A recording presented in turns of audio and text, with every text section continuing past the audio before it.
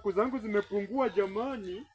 Hizi kuku zangu bwana, yani majirani wamenimalizia tu kuku shwali. Ona tumebaki tu atuhani tu 20 efosi. Hani tumebaki tu kuku 4 shwali. Na nilikuwa na kuku karibu 100 bwana. Hizi kuku hata ningenunua meli bwana, niende ni invest huko kwa maendeleo kwa Lake Victoria. Sasa ona venye kuku zimepungua shwali.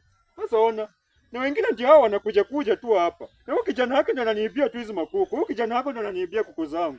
Ai bwana, sungoje kwanza tukuje hata shughuli tumekuja. Sasa ulikuwa unataka nini? Lakini ujue kijana wako ndo ananiibia kuku yangu. Mimi bwana. Wewe ndo unaniibia kuku yangu bwana. Kwani unafikiri juzi si nilikuona umefunga kwa koti nini yangu?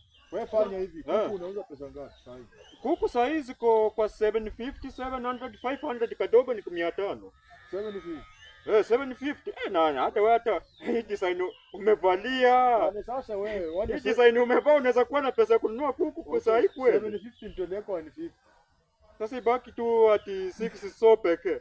Sasa na utanilipa yenye kijana wako hiyo kuku yenye alichukua juzi yenye mlienda mkakula. Unapiga biashara saa hii. Mambo ya kuku kuibiwa hiyo ni yako. Ai wewe unaiona kuku nyumbani kama imeibiwa. Sasa huyu kijana wako sana kujanga na kula peke yake huko. Sasa una hata venye kananiangalia. Wewe nini ya wewe?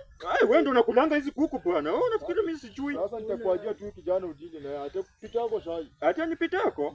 Mimi kama mimi ni mtu bwana, niko na maso kama za Khaliki bwana.